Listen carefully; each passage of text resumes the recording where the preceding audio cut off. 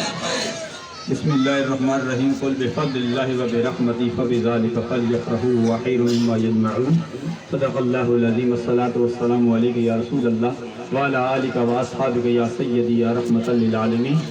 آج کی اس عظیم الشان 39ویں جلوس کا افتتاح جو میں نے مقصہ پڑھی قاری عصمت اللہ اویسی صاحب نے کر دیا تلاوت کلام مجید سے۔ آپ اختتامی چند کلمات، کیونکہ تقریر کا وقت نہیں، 39واں میلاد شریف ہے جس کا اعداد قدمی 12 بنتا ہے اور پھر 12 کا 3 بنتا ہے۔ اب 3 منٹ کے پہلے میں بات کو ختم کرنا چاہتا ہوں، کیونکہ جانشین فرید الملت بھی موجود ہیں، ان کے تلامذہ بھی موجود ہیں اور ان کے محبین بھی موجود ہیں۔ علامہ افاق رضوی صاحب دم برکاتہم العالیہ الحمدللہ، ان کو بھی یاد کیا جائے۔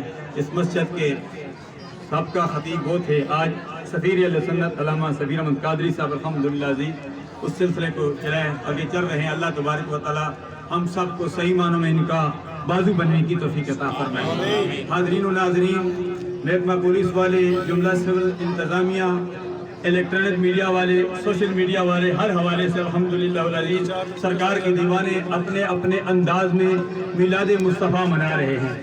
میں سمجھتا ہوں کہ جو یہ نام ہے اس پر غور کیا جائے، یہ انفرادی نام ہے، باقی بھی سیرت کی بیٹی کے نام ہوتے ہیں، لیکن شکردارہ والوں میں کہتا ہوں یہ علامہ غلام فرید چشتی صاحب کا یہ فیضان ہے کہ نام آپ نے بڑا ہی بہترین جامع نام رکھا۔ نام کیا ہے؟